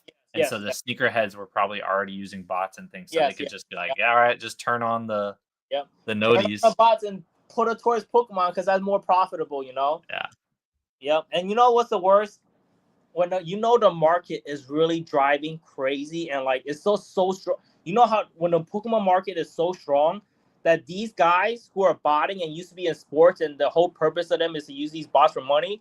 Now they're thinking about holding some of the Pokemon that they bought it instead of selling it right away because they believe that it could go back up or like they see potential in it going up. And I'm just like, aren't you guys supposed to flip it? Yeah. Like, and when they start to see, like potentials and like investment opportunities, it's like, it just, that's why this bubble just keep building up. It's like people say, when is bubble gonna burst? It's never gonna burst when these people, who are the freaking flippers are fucking investors now. It's like, what do we have going on here? What do we Yeah, have? that's What is going on? Like, I can't. You don't want to sell it at market to me. Like, you're trying to flip it, and I'm trying to sell it at 10%. You don't want to do that. It's like, no, I think I'm gonna hold. It's like, you're gonna hold. You have like 500 of them. you're gonna hold. Like, you have 500, Pokemon Center ETBs, and you want to hold. It's like, yeah, it could go back up. I'm like, and it could go up. I'm like, that's Bro, some of those guys with the bots like have been eating. That is one thing that Pokemon still hasn't fixed. I've seen dudes with they like haven't fixed it. They haven't fixed no, with like 151 bundles and stuff. I was seeing dudes with like multiple dozens of cases of bundles. I mean, it's like out of this planet, like 250 grand worth of stuff because it's just like they'll run it. Like if they can check it out, like they'll run it. That situation will never be fixed. It will never be fixed. And here's why. Because the people that are really smart at this computer stuff and running, like, if you could hack a computer and like, if you have that type of like, like skills or like you're someone with codes and stuff, you could make like hundreds of that, like not hundreds, like if you have that kind of capability, you could run these bots and like how to run the bots and make them, then how to But they should be able to stop like a lot of the more like general one. But I think the problem is like a lot of those bots probably create fake addresses, fake accounts. No. My friend told me how, like I said, it's not about like when it comes to that botting stuff. It takes a skill. It's not as something that everyone could do. You got to be a nerd. You got to be very into tech. You got to be like one of those coders. You got to be one of those guys that's like a nerdy, coder. Like I'm saying, all the people that are paying for like subscription and stuff like that. Like, don't you think, like people who buy programs or whatever, like they're not the ones botting, but they're someone else is selling them the bot or selling them the. There are those bots, but it's like the more successful people are the ones who build the bots themselves. Because I know of, friends or like, friends that like, they tell me that like, that he could buy, like he could join in on his friends' bots and stuff. But like the main guy is like, is like a super nerd. Like, the guy that runs the bot, these guys that run the bots, they could sell off, their bot, stuff to people and like, whatever. Right. But like, the guy that runs it got to be super nerdy and like, you got to, whatever. It's like this whole like, it's weird. The bots are definitely like never gonna be stopped. That's all I know. Based on what they told me, my friends told me, I was like, damn, because I know how much product some of them got. I'm like, damn, y'all bastards. You heard it here first. Get out now. Sell all your product to me and Jay. 70%. We'll take it. Percent, we buy them all. We'll hold the bags for you. It's okay. All right. We'll wrap there. Do you have anything? What do you have coming up in terms of like you doing any shows or things you're working on or hyped about or anything? I'm gonna go Collecticon right now. Like I said, I'm holding off on like the buying. I bought, I was buying a lot on around like I said, October, November, even December. And when I was buying stuff, people call me crazy. People call me an idiot. Like when I remember seeing a lot of your videos back then of like all the new boxes you kept getting. It was a lot of Sword and Shield and some Scarlet Violet. Like, when I bought like how many Crown Zenith? I bought like Crown Zenith. I bought like 100 of them, and there's like some guys telling me, "Oh, you're an idiot, bro! Like, do you know how long these Crown Zenith boxes been sitting on Sam's Club? They've been sitting there for 5 years, and you could buy a limit of 100 every day." I was like, "Cool, I'm gonna hold my bags. Like, I think they could go up to double. You know, I'm just gonna. But the thing is, I had to break them down because I don't know when they're gonna shoot up to the price I needed to, and I Yeah. cannot afford this. Dude, No, they're too big.